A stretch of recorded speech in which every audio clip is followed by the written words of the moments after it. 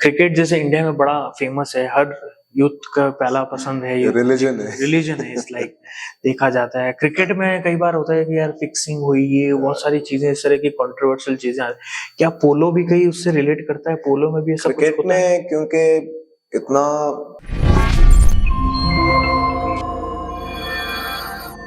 नमस्कार दोस्तों। तो आज हमारे साथ है खेल जगत की एक खास शख्सियत जो पोलो की दुनिया का एक बड़ा नाम। पोलो जो शुरू से ही जो है राज परिवार का प्रिय खेल रहा है।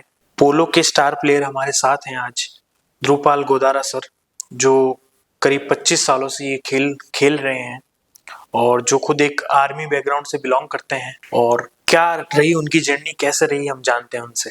Welcome to the show sir. Thank you. पोलो एक बहुत ही रॉयल गेम है और बहुत कम लोग इसको एडमायर करते हैं या खेलते हैं, इसमें जाना चाहते हैं, जो क्योंकि एक बहुत महंगा भी गेम है। कैसे आपकी जर्नी शुरू हुई?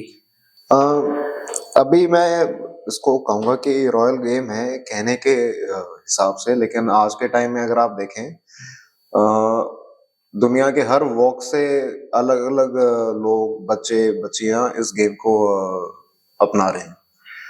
मेरी जर्नी स्टार्ट हुई थी आर्मी के अंदर। मेरे फादर आर्मी में थे और 61st कैवलरी रेजिमेंट है हमारी, और उसी वजह से बहुत ही छोटी उम्र से हमारा घोड़ों के साथ संबंध रहा है। सो इस वजह से शायद आपने एक ये स्पोर्ट चूज किया, एक करियर चूज किया। बिल्कुल। तो आपने बताया आपके फादर आर्मी में थे, तो क्या वो भी पोलो खेलते थे? मेरे फादर आर्मी में पोलो खेलते थे एज अ हॉबी। हॉबी वो ज्यादा इक्वेस्ट्रियन में थे, शो जंपिंग, ड्रेसाज और क्रॉस कंट्री में एशियन गेम मेडलिस्ट भी रह चुके हैं। एंड उनका इंटरेस्ट पोलो में खुद इतना नहीं था, लेकिन मेरे ब्रदर का काफी इंटरेस्ट था उसमें। तो मेरे पोलो की जो शुरुआत हुई वो मेरे ब्रदर की वजह से हुई। वो आप कहते हैं ना जैसे सिबलिंग राइवलरी, तो जो भी बड़ा भाई करता है तो बड़ा वही चीज मैं करना चाहता था और मेरे ब्रदर से ज्यादा अच्छा बनना चाहता था। सो कहीं ना कहीं आपके फादर एक तरह के इंस्पायर रहे हैं, कि इंस्पिरेशन रही है? ऑफ कोर्स उनकी तो हॉबी थी। बिल्कुल। तो वहीं से आपको लगा कि शायद यही करना चाहिए या अब यही करूंगा? उनकी हॉबी थी, लेकिन उनकी नॉलेज बहुत ही अव्वल दर्जे की रही है। अच्छा। घोड़ों के बारे में, मैनेजमेंट के बारे में, पोलो के बारे में उनकी बहुत थरो स्टडी रही है, और उन्हीं के वजह से हम आज अभी तक पोलो खेल रहे हैं। फादर का कैसा रिएक्शन या सपोर्ट रहा कि जब आपने बोला कि मुझे एज एन करियर ये स्पोर्ट चूज करना है? बहुत ही कहते ना, क्योंकि एक महंगा गेम तो है ही है। ना के बराबर उनका रिस्पॉन्स रहा था। और जब मैंने उनको बोला कि मेरे को प्रोफेशनल पोलो प्लेयर बनना है, तो उन्होंने एक साथ साथ जवाब दे दिया था कि मैंने जितना आपको सिखाना था मैंने सिखा दिया, अब तुम जानो और तुम्हारा पोलो जाने। तो स्कूल के बाद बहुत तगड़ी जर्नी रही हमारी, वेरी वेरी टफ। हम करीब 4 साल 5 साल हमने स्क्रैच से लेके मतलब आगे आने तक बहुत तगड़ी स्ट्रगल रही है, और वो ही मेरे फादर चाह रहे थे कि बिना स्ट्रगल आप किसी चीज की वैल्यू नहीं समझेंगे। वो सही भी है, तो स्ट्रगल होता तो वैल्यू होती है। 3-4 साल हमने टेंटों में गुजारे, घोड़ों के साथ ही ट्रकों में, ट्रेनों में हमने ट्रैवल किया, और इसी तरह से हम मतलब स्टेप बाय स्टेप एक एक चीज को समझ के आगे बढ़े। सो स्ट्रगल आपका रहा, और फादर का आपने बताया कि ऑलमोस्ट ना के बराबर रहा। मदर का भी वही सेम ओपिनियन था? Exactly same, but there was a reason for that. They knew, उनको एग्जैक्टली पता था वो क्या कर रहे हैं। क्योंकि एक सर्टेन एज होती है, अगर आप उस एज में स्ट्रगल अगर नहीं करेंगे तो आप पूरी उम्र स्ट्रगल के काबिल नहीं बन पाएंगे। तो पोलो एक बहुत ही महंगा गेम भी है, किस तरह से उसको आपने? ये गेम महंगा है, लेकिन इसमें स्पॉन्सर्स काफी हैं। तो जो मेन खर्चा रहता है पोलो को खेलने के लिए, वो आप एक अच्छी टीम के साथ आप अटैच होते हैं, हार्डवर्क आपका रहता है, और अगर आप अपने कैलिबर को दर्शा सकते हैं तो ये स्पॉन्सर्स आपको अपनी टीम्स में पिकअप करते हैं, तो वो एक तरह का प्रोग्राम बन जाता है। जहां तक मैंने जितना सालों से देखा है और देख रहा हूं मैं, सबसे महंगा जो है इक्विपमेंट या कह दो जो भी उसके रिलेटेड सारे जो आपको बेसिक इक्विपमेंट चाहिए होता है, जैसे आपने पोलो बूट्स लोकली बनवा लिए, आपका हेलमेट हो गया, आपके स्टिकें हैं, तो इनका इतना बड़ा एक्सपेंडिचर नहीं है। मेन एक्सपेंडिचर होता है महंगे घोड़े खरीदना। ओके। जो आप बाहर से इंपोर्ट करते हैं, जो आज के टाइम में सबसे वैल्यूड पोजीशन है पोलो में, वो आपका कम से कम 80 या 80% के करीब परसेंटेज रहता है आपके सिर्फ घोड़ों का। आपका योगदान गेम में 20% 25% ज्यादा से ज्यादा होता है। ओके। तो अगर आपको पोलो सीखना है आज के टाइम में नेशन वाइड बड़े पोलो क्लब्स हैं, और आप आसानी से, आप चाहे किसी भी खानदान से आए, फैमिली से आए, आप आराम से जाके at a very nominal price आप जाके पोलो सीख सकते हैं। घोड़ों का आपने बताया कि 80% तक रोल होता है। yes. कि इंपोर्ट किए जाते हैं। कितना महंगा पड़ जाता है, मतलब कहाँ प्राइसिंग किस तरह से? इसका कोई अंत नहीं है। आप जैसे मिनिमम कुछ है इसका क्राइटेरिया? जो इंडियन टॉप लेवल के लिए अगर आप देखें तो आपको करीब $10,000 से लेके 40-50 हजार डॉलर तक आप जा सकते हैं। मेन क्राइटेरिया रहता है आपको किस लेवल के लिए घोड़े चाहिए, तो उस हिसाब से आपको अपनी बजटिंग करनी पड़ती है। लाइक हम प्लेयर खुद नहीं करते हैं, स्पॉन्सर्स ही ये बजटिंग करते हैं, because they have the capital. सो आपने बताया $10,000 करीब करीब 8 से 10 लाख रुपए तक के मिनिमम घोड़ों की प्राइस है स्टार्टिंग। देन फिर जो इसकी पूरी फैकल्टी है, जो फर्टिनिटी बनी है, जो स्पॉन्सर हैं, वो सारा कुछ संभालते हैं कि कैसे। मैंने देखा है कई बार, जैसे पोलो जो चल रहा है, मैच चल रहा है, उसके बीच में भी घोड़े बदले जाते हैं। क्या उसका एक खास कारण है कि ये हॉर्सेस की सेफ कीपिंग के लिए होता है। अच्छा। जैसे एक घोड़े को अगर आप एक फुल चक्कर खेलें, लेकिन आप उसको सिर्फ आधा चक्कर खेल के और फिर आप उसको लेटर हाफ में लेकर आए, तो उसको एक ब्रीदर मिलता है, उसको रिकवरी का टाइम और अच्छा मिल जाता है। So, ये घोड़े की हेल्थ के लिए, मतलब health, his mental state, his wellbeing, हर एंगल से एक एनिमल के हिसाब से अगर आप सोचें तो उसके वेलबींग के लिए बड़ा अच्छा है। सर, पोलो भी एक स्पोर्ट है, बड़ा महंगा गेम है, आपने बताया पूरा उसका ये है। क्रिकेट जैसे इंडिया में बड़ा फेमस है, हर यूथ का पहला पसंद है, ये रिलीजन है। इट्स लाइक देखा जाता है। क्रिकेट में कई बार होता है कि यार फिक्सिंग हुई, ये बहुत सारी चीजें, इस तरह की कंट्रोवर्शियल चीजें। क्या पोलो भी कहीं उससे रिलेट करता है? पोलो में भी ऐसा कुछ होता है? क्रिकेट में क्योंकि इतना पॉपुलैरिटी इतनी ज्यादा, इतना पैसा इन्वॉल्व है, तो ये चीजें होनी इस human nature. On the other hand अगर आप पोलो को देखें तो ये उस लेवल तक अभी पहुंचा नहीं है। मतलब पोलो की अभी कोई पोलो लीग भी स्टार्ट नहीं हुई है जो इतना उसको एक पॉपुलैरिटी के हिसाब से आगे जाए और उसमें आप इतनी इनकम भी बना सकें। तो ज्यादा करके अभी जो प्लेयर्स खेल रहे हैं वो, मतलब ओवरऑल अगर आप देखें तो ये पैशन के लिए ज्यादा है। पैशन के लिए ज्यादा। और जहाँ पे आप बात करें कि अगर इसमें फिक्सिंग है या कोई सट्टेबाजी, वो अभी उस लेवल पे आया, मतलब ऐसा कुछ भी नहीं है इसमें फिलहाल। It's a very clean game as of now. A very clean and royal game like this. Yes. So as an career, किस तरह से इसमें इनकम होती है प्लेयर्स की, किस तरह से उनको? इसमें इनकम होती है, बट आपको इसमें डेडिकेशन बहुत जरूरत है। अगर आप स्पोर्ट में चाहिए। हाँ, तो लेकिन इसमें क्या है कि जो टॉप ब्रैकेट के प्लेयर्स हैं वो सस्टेन कर सकते हैं। अगर आप न्यू कमर हैं, अगर आप सोचें कि इसमें करियर डे 1 से बन जाएगा, तो वो पॉसिबल नहीं है, क्योंकि इसमें फैक्टर्स बहुत हैं। क्योंकि स्पॉन्सर्स भी आपको अपने हैंडीकैप के हिसाब से प्रोफेशनल फीस देते हैं, तो वो मतलब अगर आप कट इवन करें तो वो आप कम से कम 1 गोल प्लेयर बने या 2 गोल प्लेयर बने, तब आपकी थोड़ी इनकम स्टार्ट हो सकती है। तो जितने ज्यादा गोल्स होंगे उस हिसाब से आपकी एक वो वैल्यू बनेगी। तो आपने जब खेलना शुरू किया, मतलब सीखने से लेकर और पहले मैच के बीच में आपका कितना टाइम था, कितना टाइम आपने सीखा? आई थिंक जिस साल, मेरे को अब एग्जैक्ट ईयर पता नहीं है, लेकिन एज अ -2 जब मैंने स्टार्ट किया था, मेरे को कम से कम 3 या 4 साल लगे थे प्रोफेशनल प्लेयर तक पहुंचने में, जो हालांकि काफी तेज रफ्तार थी उस टाइम वो हैंडीकैप तक आने के लिए। लेकिन मेरा प्रोफेशनल करियर स्टार्ट हुआ था जब मैं 2 गोल का प्लेयर बना तब।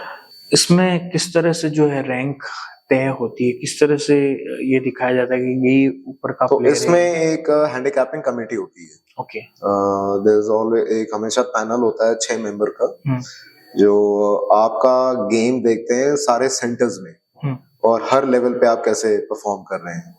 तो इसमें फैक्टर्स बहुत हैं, जैसे कि आपके घोड़े कितने नंबर्स हैं आपके पास, आपके घोड़े किस लेवल पे खेल रहे हैं, कितना टैलेंट है उनमें, आपका स्टिक वर्क कितना अच्छा है, आपके लॉन्ग हिट्स कितने अच्छे हैं, शॉर्ट स्टिक वर्क कितना अच्छा है, आपका राइडिंग कैलिबर कितना अच्छा है, आपका राइडिंग का स्तर किस लेवल तक है।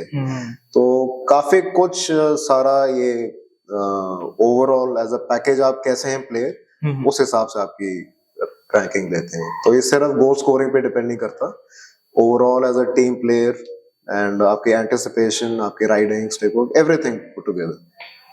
पोलो शुरू से ही देखा गया कि ज्यादातर जो है बड़े प्लेयर्स या बड़े घरानों में खेला गया है, और साथ ही ये घोड़े के साथ अगर खेलना पड़ता है, एक एनिमल इसमें शामिल है, तो कई बार चोटें भी लगती हैं, घोड़े को भी चोट लग सकती है और प्लेयर को भी लगती है।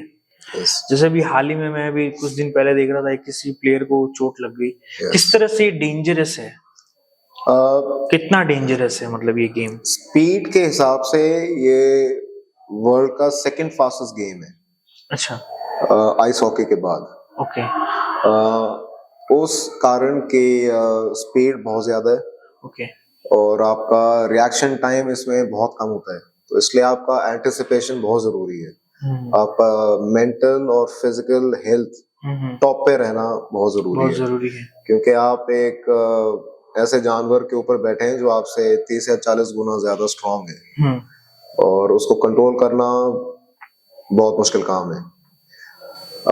इसी वजह से जैसे फॉर्मूला 1 बताते हैं कि नंबर 1 है रिस्क फैक्टर के हिसाब से इंजरीज का, पोलो उसके एकदम बाद आता है।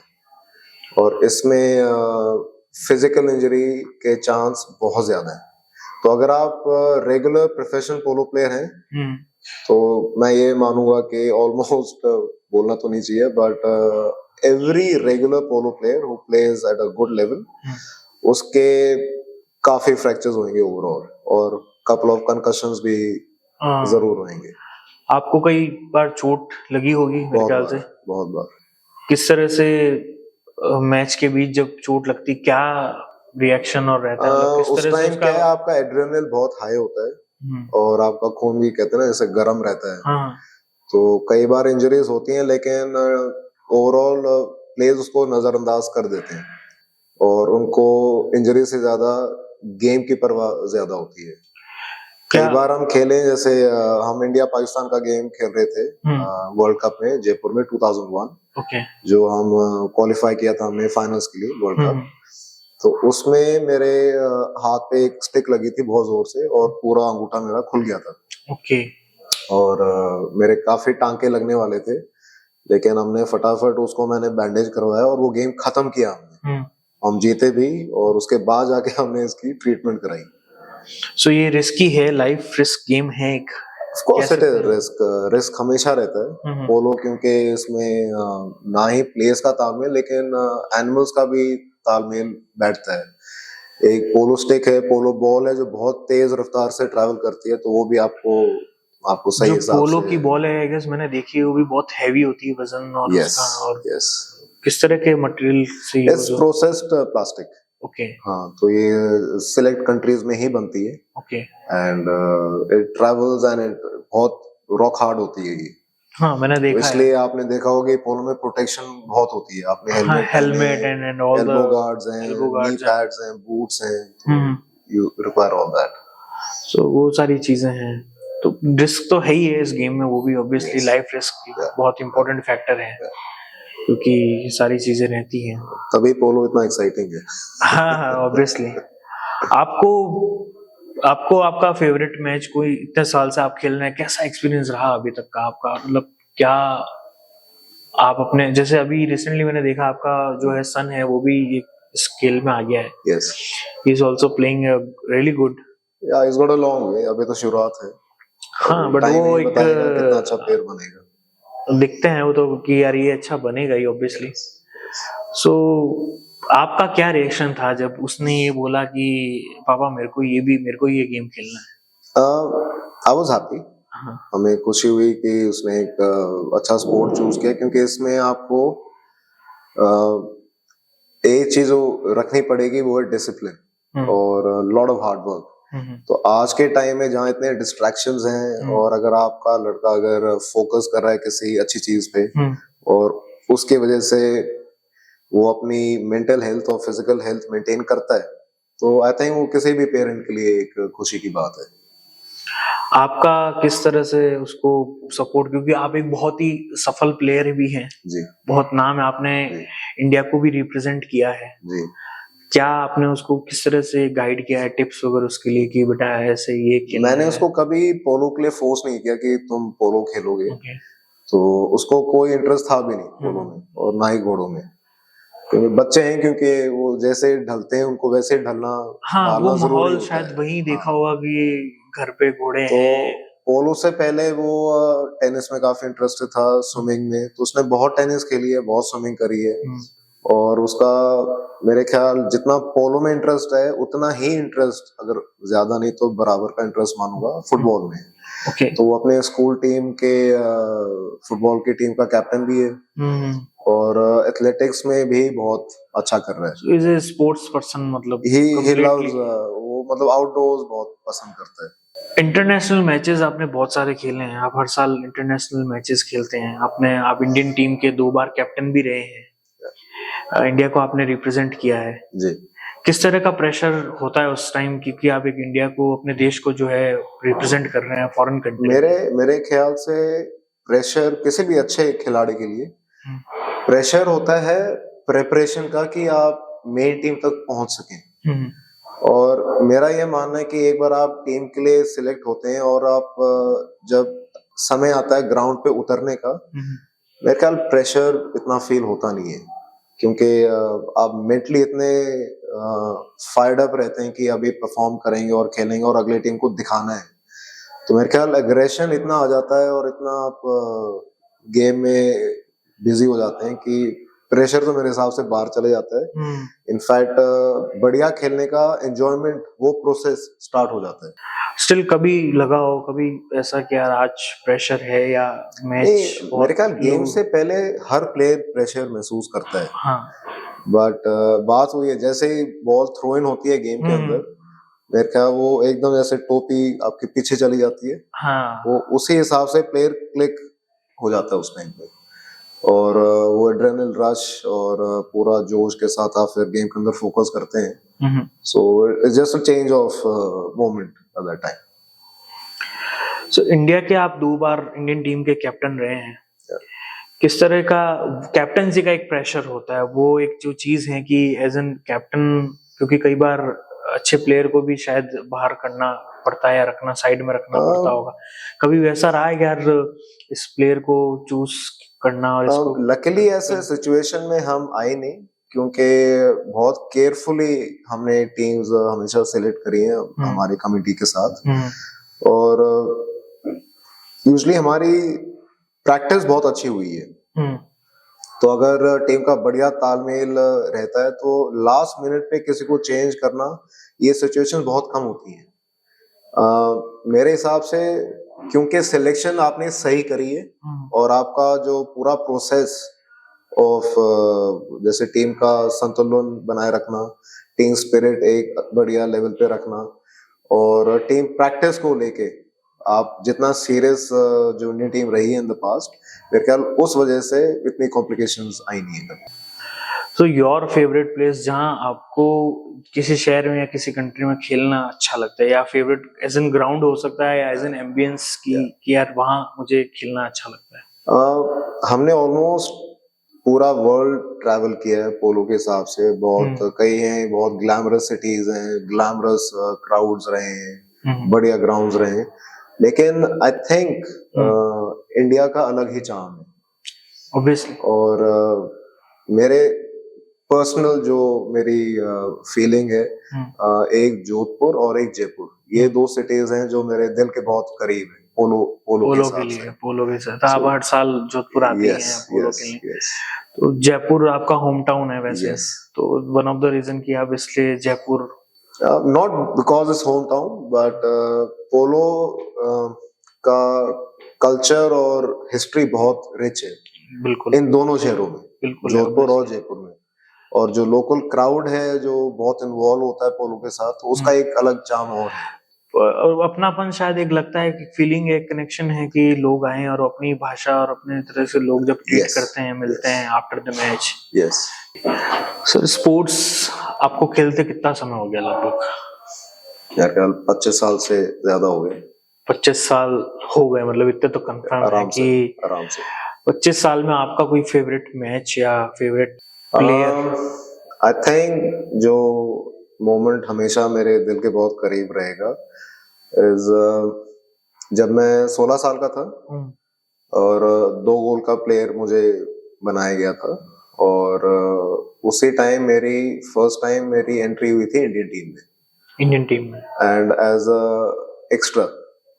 एंड हमारा जो पहला मैच था वो था पाकिस्तान के अगेंस्ट, ओके और मेरे को एज एन एक्स्ट्रा मुझे गेम की जो रात थी उस रात को बताया गया कि मैं मेन टीम में आ चुका हूँ। ओके। तो वो मोमेंट मतलब काफी नर्वस रहा मेरे लिए और उतना ही एक्साइटिंग खेलने के लिए। तो आप एज एन एक्स्ट्रा सेलेक्ट हुए थे टीम जी। के लिए, तो फिर खेलने का मौका मिला आपको वहाँ? यस। हाँ, तो वही मैं आपको बता रहा हूँ, जैसे बस रात को हमें बताया गया कि कि Dhruv next is on morning the आपका टीम मैच है। और कल आप खेलोगे। तो बहुत मेमोरेबल रहा क्योंकि उसमें मेरे ब्रदर भी थे और हमने पाकिस्तान को हराया भी था। ये हम खेले थे ऑस्ट्रेलिया में। पोलो में आपका फेवरेट पर्सन या आपका सबसे बेस्ट फ्रेंड जो कहें? I would say my brother okay Manupal Godara. Okay. वो भी कंट्री के बहुत ही तगड़े और दिग्गज प्लेयर रहे हैं, आज भी उनका नाम का डंका बजता है। ओके और हमारी जर्नी बहुत लंबी रही है साथ में, क्योंकि हम दोनों ने पोलो साथ में खेला है और साथ में ट्रेन किया, साथ में रहे हैं। So I would consider him a mentor and a friend, brother, family, everything. Family से अलग अगर कोई, मतलब दूसरे जो प्लेयर्स में उसमें से कोई अगर आप किसी का नाम? Everyone outside is a good friend in polo, मतलब इतना कोई rivalry के हिसाब से ये नहीं होता, बट हाँ there is I feel pretty close to शमशीर अली हैं, कलाम ब्रदर्स हैं, अभी पाचो भी हैं, हमारे सामने ही उन्होंने पोलो स्टार्ट किया था और अभी इस बड़े अच्छे लेवल पे खेल रहे हैं। So we are all we are quite a close family, all of us. पोलो की वजह से आपको ट्रैवल, आपने बताया, बहुत करना पड़ता है अपने सारे कंट्री में। इससे फैमिली कितना इफेक्ट होती है? क्योंकि not really, because it's like मतलब कि फैमिली को अपन उतना टाइम नहीं दे पाते हैं और उनको अगर कंटिन्यूसली ट्रैवल करना पड़े। मतलब एक स्टेज आता है कि स्पेशली जब if you have new born kid in the house, तो वो ट्रैवल नहीं कर सकते साथ में। तो इनिशियल ईयर्स ही हैं जो आप साथ में इतना ट्रैवल नहीं हो पाता, तो टाइम स्पेंड नहीं कर सकते। तो I guess that was a tough period, but उसके बाद कोई इतना चैलेंज रहा नहीं है। मैम का किस तरह से रिएक्शन है, मतलब क्योंकि उनको एक टाइम शायद कम मिलता हो, या कभी फैमिली में as we are always we like to travel together. हमारा ट्रैवल हमेशा मोस्टली साथ में रहता है, क्योंकि मैं उनसे मिला हूँ कई बार, तो मुझे बड़ा वो चिल और रिलैक्स और बड़े फ्री माइंड और वैसा person. She is a good human being. मतलब मेरी हमेशा से नंबर 1 सपोर्टर रही है, अभी भी हैं, और मेरी नंबर 1 क्रिटिक भी हैं। तो it's a very strong bond. कितने साल हो गए शादी को? यार ये ट्रिकी क्वेश्चन मत पूछा करो आप। या अभी 16 इयर्स। ओके 16 इयर्स का एक बड़ा साथ और सपोर्ट रहा है। बिल्कुल। सो अभी तो अब आप जयपुर बेस्ड हैं, आप छुट्टियों के लिए कहाँ फैमिली टाइम आपके लिए? हमें यूजुअली जब भी टाइम मिलता है हम सीधा वापस अपने फार्म जाते हैं पंजाब में। पंजाब क्योंकि हमारे बिंदिया के भी पेरेंट्स उसी एरिया से हैं, और मेरे पेरेंट्स भी वहीं हैं। तो हमें फैमिली के साथ टाइम स्पेंड करना सबसे ज्यादा अच्छा लगता है। सो आप फ्री टाइम में फैमिली के साथ हैं हमेशा? आपकी कोई hobbies apart from the polo and family, क्या? I like to read a lot, किताबें और movies. You like watch and I still like to travel whenever I can. abroad? आपकी कोई फेवरेट जगह जहाँ आप अपार्ट फ्रॉम पोलो फैमिली के साथ जाना चाहें या गए हैं या जाते हैं? जितनी जगह मैं जा चुका हूँ, 2 जगह बहुत मेरी मतलब नजर में है कि वहां फिर जाना चाहूंगा। एक है लिस्बन जो पोर्चुगल में है, और सेंट मॉरिट्स स्विट्जरलैंड में। ये 2 जगह अब दोनों ही बहुत खूबसूरत जगह है। बिल्कुल। सो बहुत बढ़िया लगा सर ये जान के कि फैमिली के साथ इतना टाइम आप निकाल पा रहे हैं, क्योंकि मैं कई भी और स्पोर्ट्स प्लेयर से मिला हूँ, देखा, और सब में कहीं ना कहीं या स्पोर्ट्स पर्सन की एक रहती है कि यार टाइम नहीं मिल पाता है, क्योंकि या तो वो पोलो खेल रहे होते हैं, मैचेस चल रहे होते हैं, या फिर वो प्रैक्टिस कर रहे होते हैं। But your son is now also playing in the same. We are lucky. So obviously ma'am बहुत अंडरस्टैंडिंग होगी कि बेटा भी वही कर रहा है। फैमिलीज में ये अगर अंडरस्टैंडिंग नहीं रहती तो आपका या तो फैमिली लाइफ सफर करेगा या आपका प्रोफेशनल लाइफ सफर करेगा। Obviously. Understanding is a must. So thank you so much for this. Thank you. तो आपने देखा कि ध्रुवपाल सर से हमने जाना कि पोलो खेल किस तरह से मशहूर हुआ भारत में और किस तरह से खेला जाता है, घोड़े के ऊपर बैठकर किस तरह से इस खेल को खेला जाता है। उन्होंने अपनी जर्नी बताई कि मेहनत आपको किस तरह से कामयाब बना सकती है। और नेक्स्ट एपिसोड में जल्द मिलेंगे किसी और शख्सियत से।